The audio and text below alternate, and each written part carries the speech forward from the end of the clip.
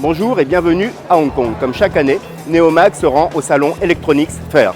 Nous allons en quelques minutes vous décrire les principales tendances que nous avons pu remarquer lors de cette édition de printemps.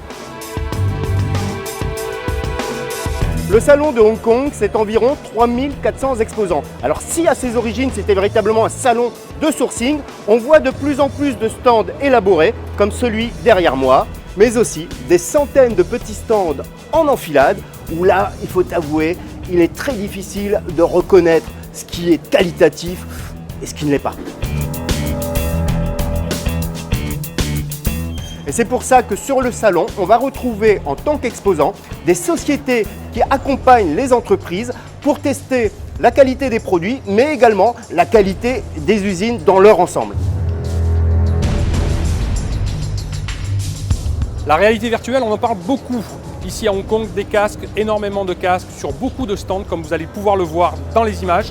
Mais il faudra être très vigilant quant à la qualité des systèmes proposés parce que ça pourrait aussi être très déceptif, du meilleur mais également du pire. Ici à Hong Kong, on parle beaucoup de robotique et de la robotique de loisirs. Alors vous avez les robots comme celui que j'ai derrière moi, nous sommes sur le stand Intel, mais on a également ce qu'on appellerait la robotique éducative, c'est-à-dire qu'on voit de plus en plus de petits robots que les enfants peuvent construire eux-mêmes, ils peuvent programmer. Ça, c'est véritablement un marché très porteur. Dans le domaine de l'audio, ici à Hong Kong, comme à l'IFA, comme à Berlin, comme sur tous les marchés mondiaux, la dimension lifestyle prend une importance croissante. C'était devenu des marques du haut de gamme et aujourd'hui ça descend de partout. Donc des produits avec du tissu, du cuir, des produits qu'on montre, des produits qu'on met dans son salon, dans la chambre, à la maison. Bref, des produits pour tout le monde avec une qualité de son mais également un look.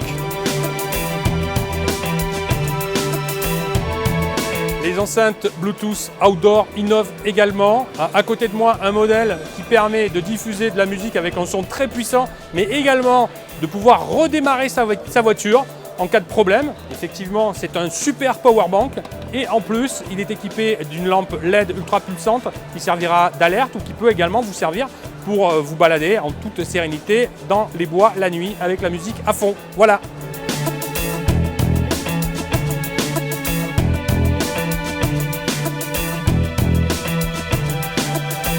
Dans la mobilité également, le lifestyle prend une importance croissante. Ici, deux produits.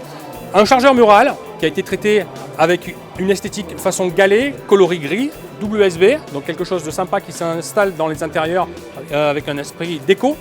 Et également un powerbank assez innovant puisque c'est le seul et le premier du marché à intégrer une entrée Lightning qui permettra de garder un seul câble pour les possesseurs d'iPhone et également recharger leur powerbank.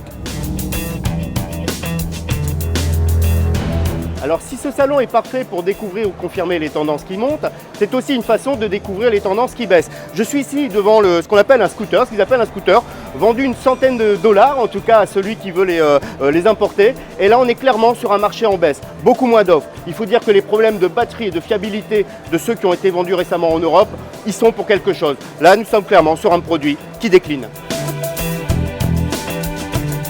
Voilà, en quelques minutes, nous avons essayé de vous faire partager l'ambiance du salon de l'électronique de Hong Kong. Hong Kong, une ville qui continue de se développer. Là où je suis actuellement, il y avait la mer il y a quelques années. Derrière moi, la baie sur laquelle il y a encore des constructions de nouveaux buildings qui sortiront dans les mois et les années qui viennent. Malgré les difficultés et le ralentissement de l'économie chinoise, Hong Kong et l'Asie continuent de progresser.